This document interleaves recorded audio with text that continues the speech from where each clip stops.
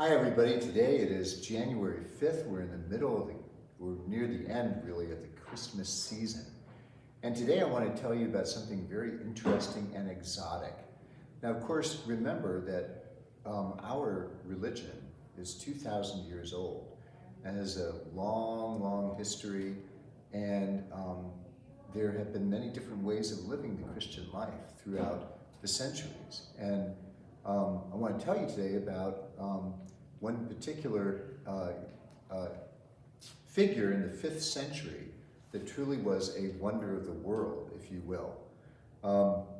This is out of the tradition of Syrian Christian asceticism, and the character whose feast day is today is Saint Simeon the Stylite, who chose a very interesting way to follow Jesus, but truly became a wonder of the world. As I said, he lived in the 5th century. He was from Cilicia on the borders of Syria. And as a teenager, he was very moved in church when he heard the Beatitudes being read, and he really wanted to know how to attain that purity of heart, when Jesus says, "Blessed are the pure of heart." And so he sought advice, and he was told, you obtain purity of heart through fasting, through prayer, and he was encouraged to pursue a solitary life to seek God. So that's what Simeon started to do, and he tried out the monastic life. That didn't work for him. So he constructed a hermitage on the side of a mountain. And when he first went to live in his hermitage, he resolved that he wanted to spend all of Lent in abstinence from food and drink after the example of Jesus, for the whole 40 days to eat or drink nothing. So a priest who he knew named Bassus gave him 10 loaves of bread and some water, just in case he might decide he might need to eat something. Well, Bassus came back to visit Simeon at the end of Lent, and he found Simeon, as you can probably guess, stretched out on the ground, practically lifeless. The 10 loaves of bread and water had been untouched.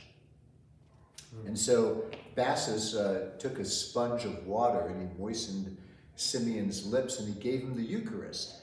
And Simeon, after a while, began to recover somewhat, sat up, and was able to eat.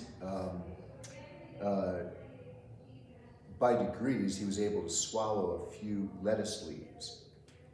Well, that turns out to be the way that Simeon observed Lent for the rest of his life. He would begin Lent, praising God standing. Then, as he grew weaker, he would do so sitting, and towards the end of Lent, he would be laying on the ground. But many people attributed this to his very robust and strong constitution. Certainly there are other examples in history since Jesus of people who have endured incredible fasts and survived. But that's what Simeon did for the rest of his life. Now, but I guess even more amazing, why Simeon is a wonder of the world and why he's called Simeon the Stylite. Stylite comes from the Greek word stylos, which means pillar. And so Simeon, in his desire to find greater solitude, because many people started coming to see Simeon, and because he obtained a reputation as a holy man, many people would come to see him, and he kept on fleeing into greater attempts at solitude to get away from all these distractions, until finally he embarked on a new and unprecedented life. Some of you may remember the social phenomenon in the 1920s and the Roaring '20s of flagpole sitting. Well, Simeon was the original flagpole sitter, except it wasn't a flagpole that he sat on. He erected a pillar that was 10 feet high, and he began living on the top of that pillar. Throughout the years, he kept on constructing taller pillars until he spent the last 20 years of his life, this is absolutely true, on a pillar 60 feet high, which is the equivalent of a 6-story building. And And he would keep that Lent that I told you about. In the beginning, he used to fasten himself to a pole to stand up throughout Lent, but then he began to stand up on his own. As I said, he must have had a very robust and strong constitution. But, of course, this attracted a lot of attention, and he became the subject of pilgrimage and veneration by Christians and non-Christians. Everybody revered him, and people would come to him for advice, for counsel. They came to him with personal anguish, sickness and pain, infertility, personal sin, and as victims of social injustice. There are many, many miracles of healing that happened at Simeon's pillar. And God forbid, I mean, if someone came to complain to Simeon that they had been treated unjustly by you, you would tremble, because people in power would be horrified if people came with a charge against them to Simeon, who from his pillar would thunderously denounce those who mistreated the poor. And whole villages would send delegations to Simeon for advice when they might be threatened with plague or by wild beasts.